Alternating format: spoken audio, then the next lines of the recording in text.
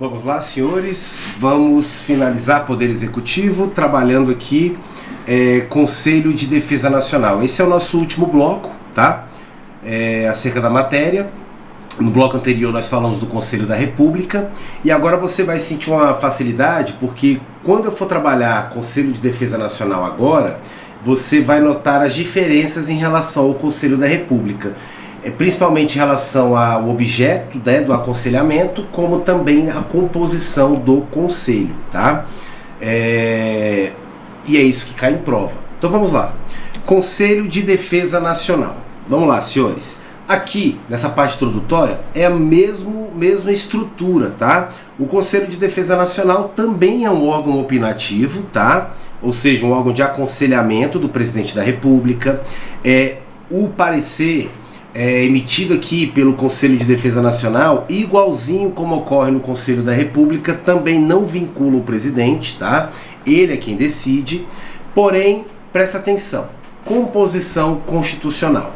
Olha só, o Conselho de Defesa Nacional é órgão de consulta do Presidente da República nos assuntos, cuidado, relacionados com a soberania nacional e a defesa do Estado Democrático, tá? E dele participam como membros natos. Vamos lá, cuidado com essa observação aqui. Quando eu falo assim, ó, e dele participam como membros natos, você não vai confundir achando que o Conselho de Defesa Nacional ele só pode ser composto por brasileiros natos. Não é isso que eu estou falando aqui no texto constitucional, tá? E dele participam como membros natos significa o quê, professor? Lá no Conselho da República, você viu comigo que de todo o Conselho, que é composto pelo vice-presidente da República, pelo presidente da Câmara, pelo presidente do Senado, líderes da maioria e minoria da Câmara, líderes da maioria e minoria do Senado, ministro da Justiça e principalmente 6 brasileiros natos, né? 6 cidadãos brasileiros natos com mais de 35 anos, sendo 2 nomeados pelo presidente da República, 2 eleitos pela Câmara e 2 eleitos pelo Senado. Desses 6 aqui, esses 6 eles têm um mandato fixo de 3 anos, não podendo ocorrer a recondução. Então o que eu quero dizer aqui, ó? E dele participam como membros natos. Aqui no Conselho de Defesa, diferentemente do que ocorre no Conselho da República, aqui aqui no Conselho de Defesa eu não tenho membro que exerce a função de conselheiro através de mandato, tá? Então olha só, presta atenção no que eu tô querendo te explicar. Lá no Conselho da República, certo? Daquele grupo todinho, eu tenho 6 brasileiros natos e esses 6 aqui, eles exercem mandato de 3 anos. Passados 3 anos, eles não podem ser reconduzidos, né? Ou seja, serem reeleitos, vamos colocar assim, para a função de conselheiro. Passou 3 anos, acabou, tem que escolher outros. Então o que acontece? Aqui no Conselho da República eu tenho essa possibilidade. Lembrando que esse mandato de 3 anos é só para os 6 brasileiros, tá? Não é para o vice-presidente da República, não é para o presidente da Câmara, para os líderes da maioria e minoria do Senado. Não, é só para os brasileiros. Ocorre que no Conselho de Defesa Nacional eu não tenho a participação de brasileiros natos, entendeu? Eu não tenho a participação de cidadão. Aqui, como eu falei para vocês, o critério ele é técnico. A temática, o conselho ele é muito mais técnico do que o do Conselho da República, que é um conselho mais político, né? Então, como aqui eu não tenho o cidadão comum participando do conselho, você vai ver comigo já já, ninguém aqui exerce mandato. Na verdade, o Conselho de Defesa Nacional ele vai ser composto por determinadas autoridades que, em decorrência da função que exerce, tá? Enquanto estiverem naquela qualidade, vão compor o Conselho de Defesa. Então aqui não tem mandato. Aqui no Conselho da República, especificamente em relação aos 6 brasileiros, cidadãos natos aqui que participam, aqui sim eu tenho mandato de 3 anos, tá bom? Por isso que aqui, o texto constitucional no artigo 91, ele fala, ó, o Conselho de Defesa Nacional, o órgão de consulta do presidente, nos assuntos relacionados ao quê? Proteção, defesa do Estado Democrático e soberania, né, nacional. E deles participam, que a gente vai estudar agora, como membros natos. Ninguém tem mandato, tá ok? Beleza, vamos para o que importa, quem compõe o Conselho de Defesa Nacional. Aqui está a primeira grande diferença do Conselho da República, tá? Que cai muito em prova. Vamos lá. Vice-presidente da República. Opa, professor, esse aqui, ó, é igual ao Conselho da República. Tudo bem. Presidente da Câmara também é igual. Presidente do Senado Federal também é igual. Ministro da Justiça também é igual. Até aqui tranquilo. Esses integrantes, eles fazem parte tanto do Conselho de Defesa Nacional, como também do Conselho da República. A diferença está a partir daqui. Olha só. Ministro de Estado de Defesa, tá? Ministro das Relações Exteriores, Ministro do Planejamento e os comandantes da Marinha, do Exército e da Aeronáutica. Esse segundo grupo aqui faz parte apenas do Conselho, tá, da Defesa Nacional. Não fazem parte do Conselho da República. Então a diferença está aqui, ó. Beleza? Agora vamos entender o porquê disso, tá? Para que você não tenha que decorar. Presta bem atenção. Quando eu falo do Conselho da Defesa Nacional, eu estou falando, como eu disse ali no artigo 91, que esse conselho, a gente já vai trabalhar os temas, né? Pelo qual esse conselho ele é convocado pelo presidente, mas você vai ver que o Conselho de Defesa Nacional, ele de forma resumida, ele vai aconselhar o presidente sobre assuntos que tenham relação com soberania nacional, ou seja, o Brasil é um país independente, não tem que se submeter ali ao demando, né, de outros países, nós somos soberanos, né, nós somos independentes, e sobre a defesa. A defesa do quê? A defesa do Estado Democrático, né? Defesa da nossa pátria. Vou te provar agora, trabalhando os temas, tá? Objeto do aconselhamento do Conselho da Defesa Nacional. E aí eu te mostro por que a composição é dessa forma. Olha aqui. Compete ao Conselho de Defesa Nacional opinar nas hipóteses de declaração de guerra e de celebração da paz, nos termos dessa Constituição. Senhores, se eu estou falando de guerra, se eu estou falando de paz, que é quando eu cesso a guerra, né? Quando eu cesso o estado de guerra, tudo isso aqui tem a ver com a questão da proteção, né? Do Estado, proteção da nação brasileira, tá? Quando o Brasil ele declara que estado de guerra, ele vai para uma luta, né, uma disputa ali armada com outra nação e etc. Isso aqui coloca em risco, nos coloca numa situação de um possível ataque, né, das Forças Armadas estrangeiras, tá? Então isso aqui tem a ver, sim, com defesa, né, defesa nacional, com defesa da nossa pátria, tá? Opinar sobre a decretação de estado de defesa, estado de sítio e intervenção federal. Opa, esse aqui eu já falei, esse aqui ó, é coringa. Por quê? Porque tanto o Conselho de Defesa, da Defesa Nacional, como o Conselho da República, eles vão aconselhar acerca de intervenção federal, estado de sítio e estado de defesa. Esse é tranquilo. Agora olha os outros.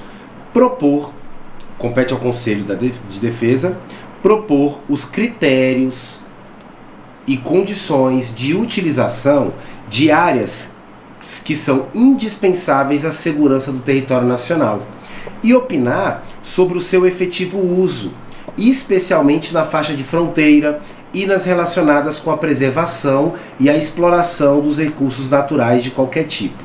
Olha só, senhores, nós temos aqui o território brasileiro.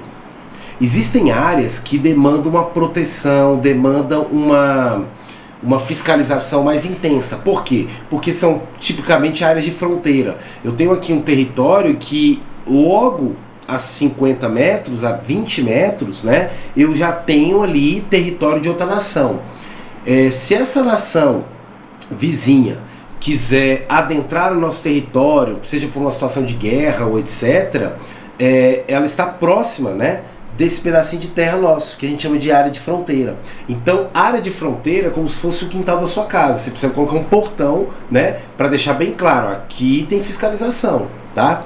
Porque a área de fronteira é o que limita, né, é o que diferencia território brasileiro com território de outra nação.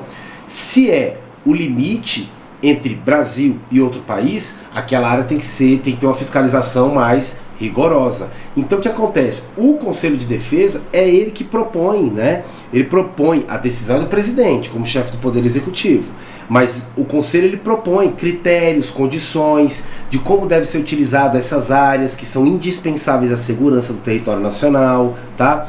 O efetivo uso, como é que a gente vai usar, o que a gente vai fazer? Olha, essa área aqui é perigosa, aqui é complicado, então assim, aqui vale a pena colocar uma base militar, comandante.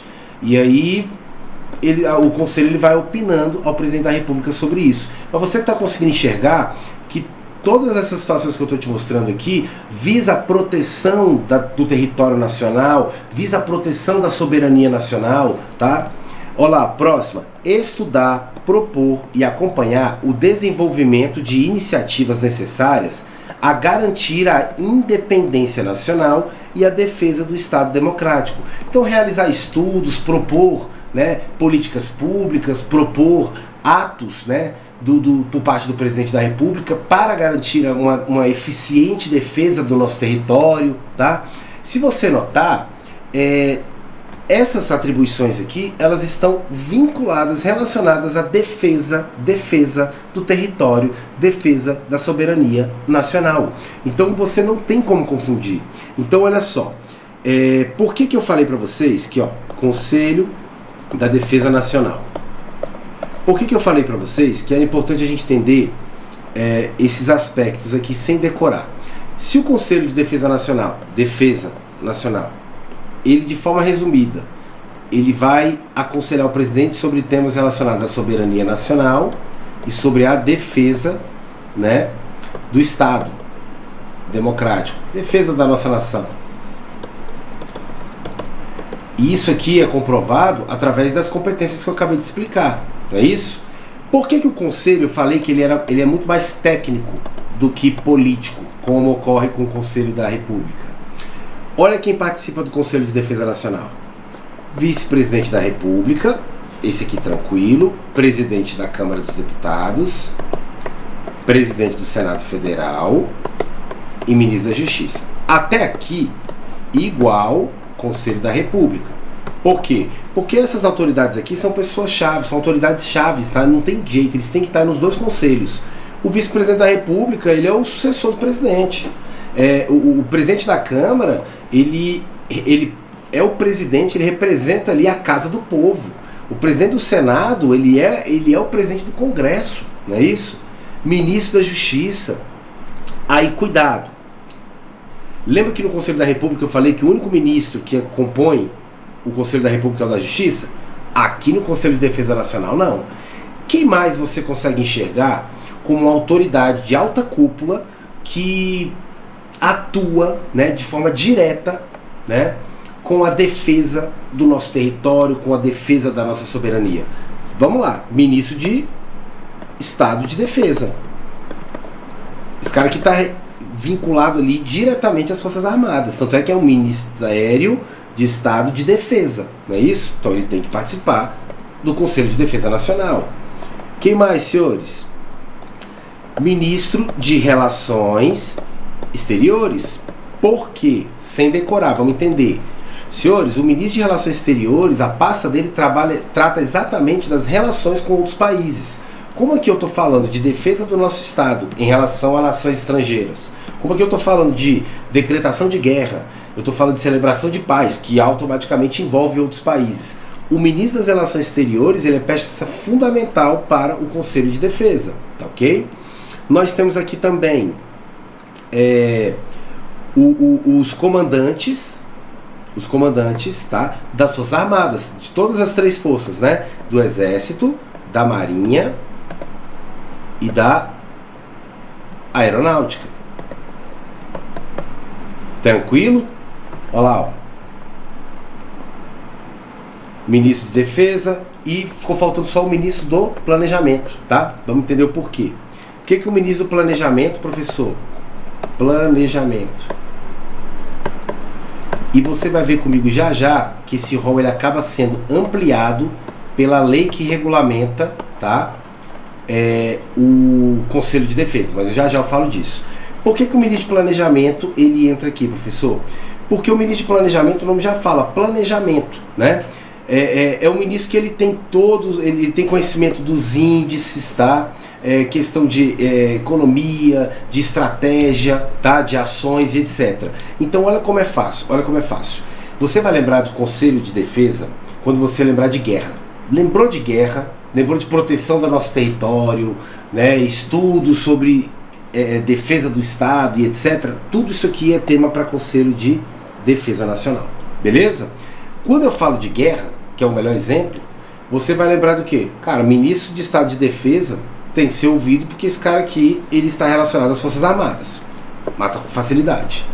Se eu tiver uma situação de guerra, eu tenho que ouvir quem? Os comandantes do Exército, da Marinha e da Aeronáutica.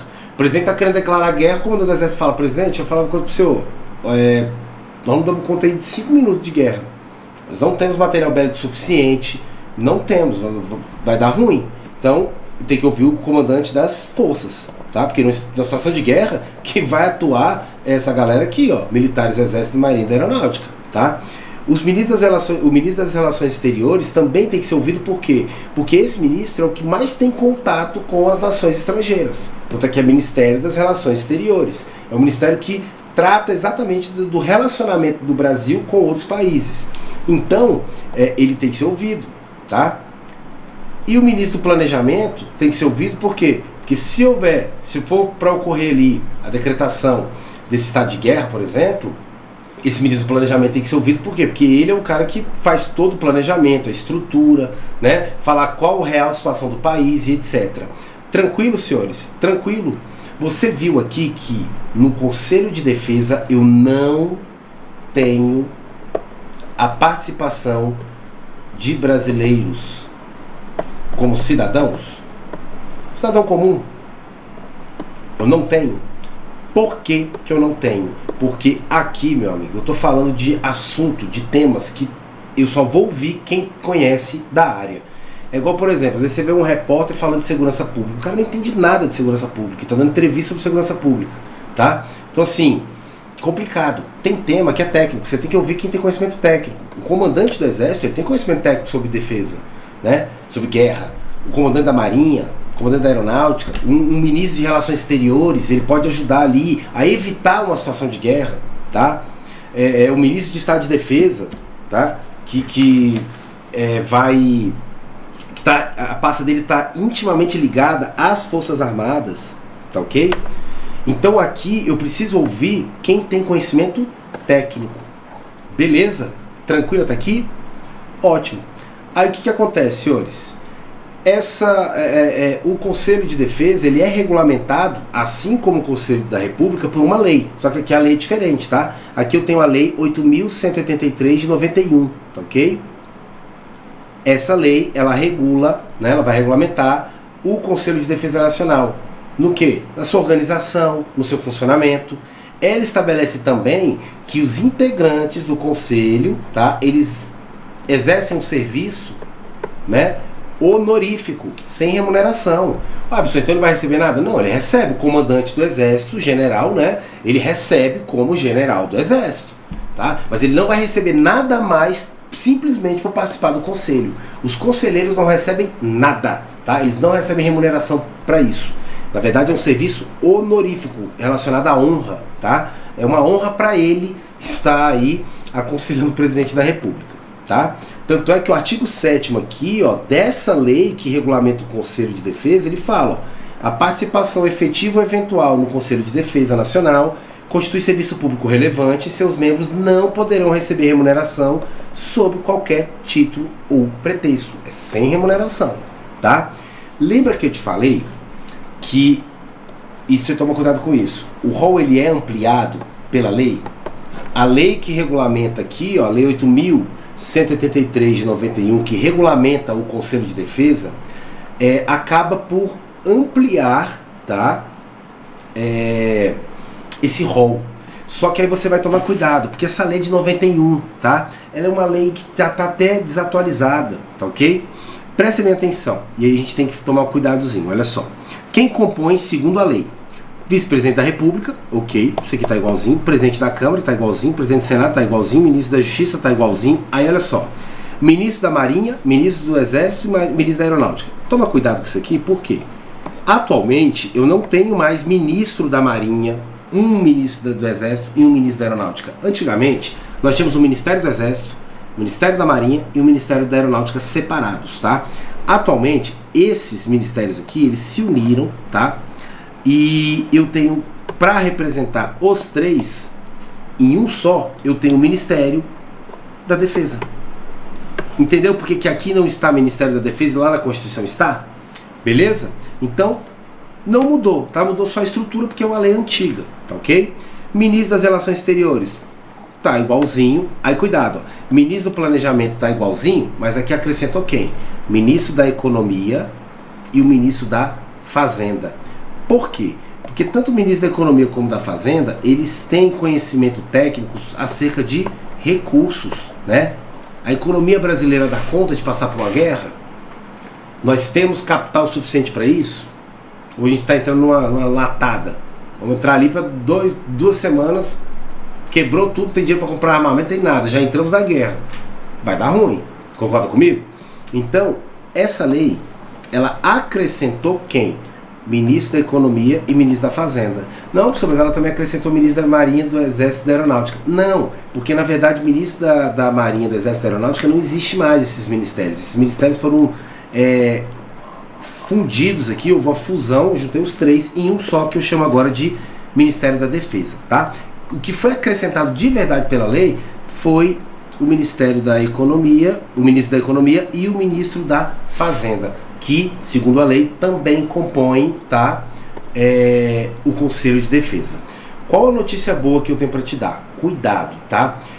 Pode confiar no que eu estou te falando. Para efeito de prova, você vai levar a estrutura que eu te ensinei aqui, ó, do texto constitucional, tá ok? Se porventura, que eu acho muito difícil, a banca quis jogar uma pegadinha aqui e colocar, ó, compõe o Conselho de Defesa, o Ministro da Economia.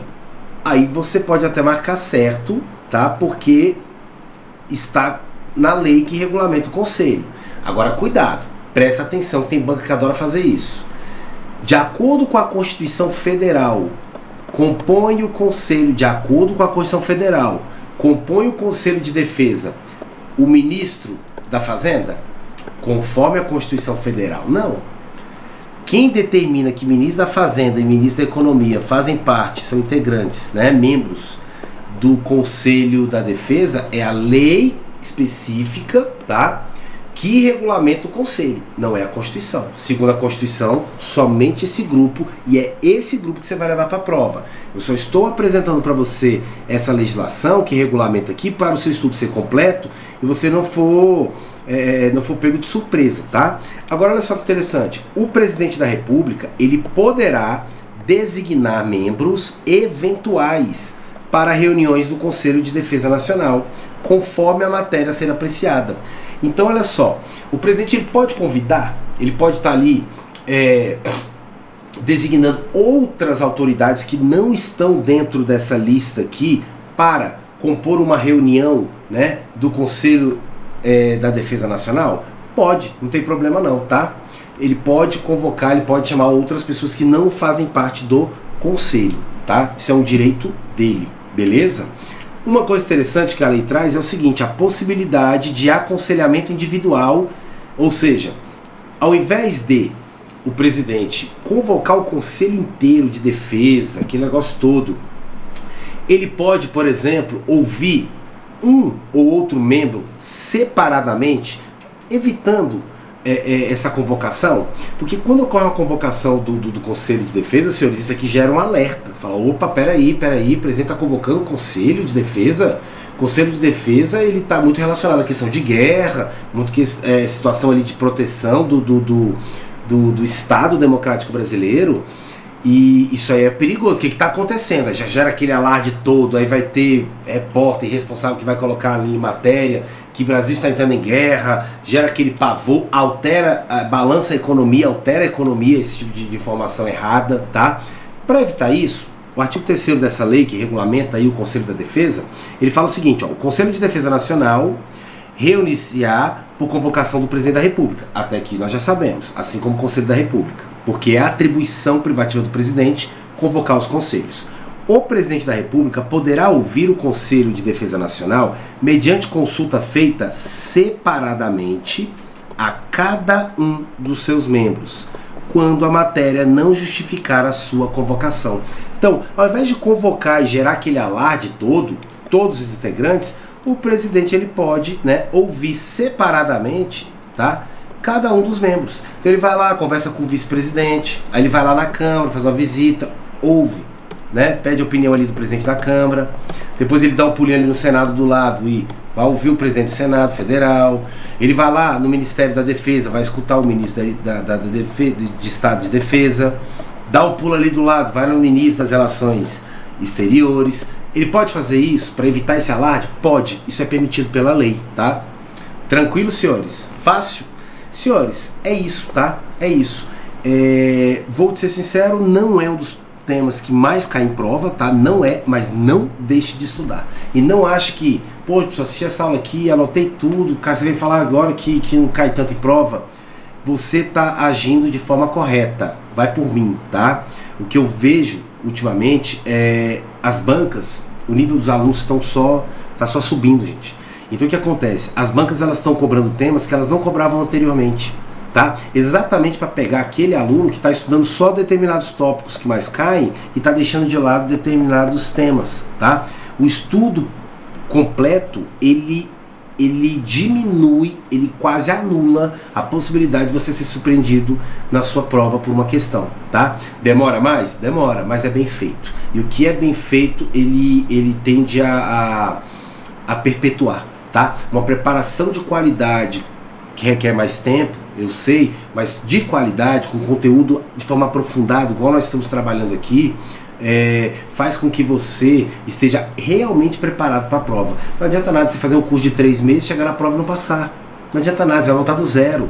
Então é muito melhor você estar ali separando um ano de sua vida estudando de forma aprofundada e realmente passar, do que ficar de 3 em 3 meses, vai por mim, você vai ficar 20 anos estudando e não vai passar, tá? Então, o que eu quero que você só tome cuidado aqui foca na sua revisão. Conselho de Defesa Nacional e Conselho da República, foca na sua revisão a partir de agora. Composição e os temas. Só isso. Vai por mim, você vai acertar a questão, tá? Com isso, nós fechamos aqui Poder Executivo de forma completa, aprofundada, tá? E eu parabenizo você que chegou até o final do nosso curso aqui de Poder Executivo. Nós vamos entrar com outros temas também. Vamos ter um curso aqui completíssimo de Direito Constitucional, como você nunca viu, tá? Nenhum curso dá todos os temas. Nós vamos trabalhar todos os temas de Direito Constitucional, administrativo, penal, processo penal. É um compromisso meu com você, tá? Então, foca, tá? Acredita, faça questões, faça simulado. Eu vou fazer simulados aqui, vou corrigir com vocês, tá? Esse curso aqui é completíssimo, tá? E eu te parabenizo por ter chegado até aqui. Significa que você está tendo continuidade. Continuidade, dedicação, foco, paciência são as peças-chaves da aprovação em concurso público. É o segredo do sucesso. Ok? Então, continua nessa pegada que vai dar tudo certo. Beleza? Um grande abraço a todos. No próximo bloco nós vamos entrar já em outro tema de direito constitucional. Fiquem com Deus.